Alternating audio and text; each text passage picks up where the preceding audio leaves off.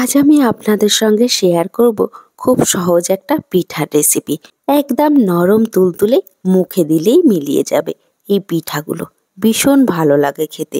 একদমই অল্প সময়ের মধ্যে তৈরি করে নেওয়া যায়। একবার তৈরি করলে বারবার তৈরি করতে ইচ্ছা করবে। খেতে এতটাই ভালো লাগে।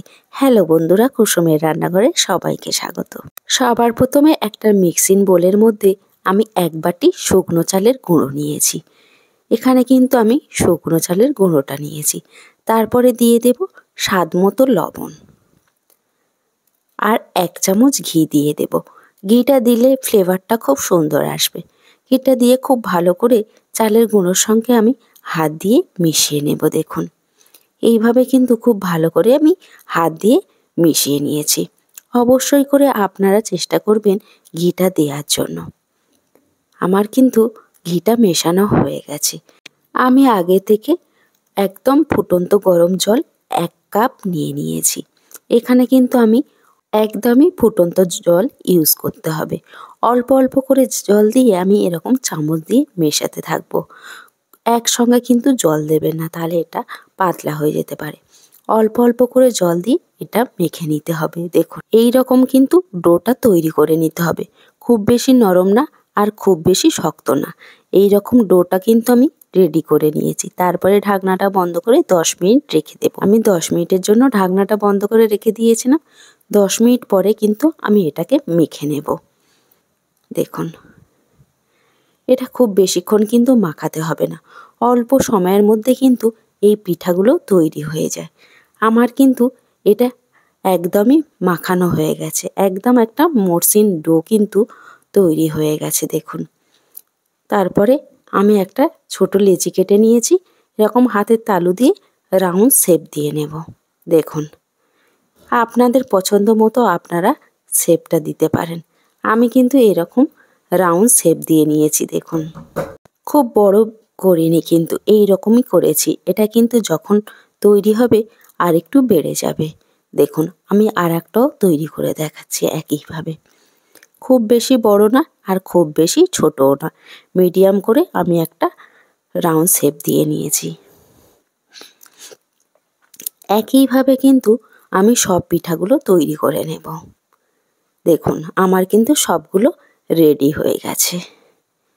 এবার আমি এখানে একটা ফ্রাই প্যানে 3 কাপ জল নিয়ে নেব। 3 কাপ জলটা দিয়ে আমি জলটাকে একটু ফুটতে দেব। দেখুন, জলটা কিন্তু ফুটে গেছে। জলটা ফুটে গেলে আমি পিঠাগুলোকে দিয়ে দেব। এই গরম জলেই কিন্তু পিঠাগুলো দিয়ে দিতে হবে। গ্যাসের ফ্লেমটা এই সময় কিন্তু আমি হাইতে রেখেছি। হাই ফ্লেমে রেখে পিঠাগুলো কিন্তু তৈরি করে নিতে হবে। আমি 5 মিনিট কিন্তু হাই ফ্লেমে রেখে পিঠাগুলো তৈরি করে নেব। আমার কিন্তু সব পিঠাগুলো দেয়া হয়ে গেছে। দেখুন, পিঠাগুলোর সাইজ কিন্তু সব একই রয়েছে। হাই ফ্লেমে রেখে 5 মিনিট আমি ফুটিয়ে নিয়েছি। দেখুন, পিঠাগুলো কিন্তু ধীরে ধীরে বড়ও হয়ে গেছে। এবার আমি হালকা করে একটু নেড়ে দেব। একদম হালকা হাতে কিন্তু এটাকে নেড়ে দিতে হবে। দেখুন, আমি হালকা হাতে নেড়ে দিয়েছি। তারপরে লো হিটে রেখে কিন্তু আমি 2 মিনিট রেখে দেব। 5 মিনিট হাই হিটে আর লো হিটে কিন্তু 2 মিনিট রাখতে হবে। তারপরে এখানে আমি দিয়ে দেব 300 গ্রামের মতো লিকুইড দুধ। দুধটা কিন্তু আমি আগে থেকে জাল করে রেখেছিলাম।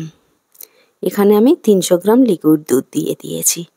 তারপরে এখানে আমি একটা বাটি নিয়েছি আর 1 চামচ শুকনো চালের গুঁড়ো নিয়েছি আর অল্প একটু জল দিয়ে এটাকে আমি গুলে নেব। দেখুন, এইভাবে কিন্তু আমি গুলে নিয়েছি। আমি চালের গুঁড়োটা গুলে এটাকে সাইডে রেখে দেব। তারপরে আমার কিন্তু দুধটার সঙ্গে পিঠাগুলো খুব ভালো করে সিদ্ধ হয়ে গেছে। আর আমি এখানে 2টো এলাচ থেঁতো করে দিয়ে দিয়েছি। আপনাদের যদি না এলাচ পছন্দ হয় আপনারা নাও দিতে পারেন। এলাচটা দিয়ে খুব ভালো করে নেড়ে নিয়েছি। 2 মিনিটের মতো।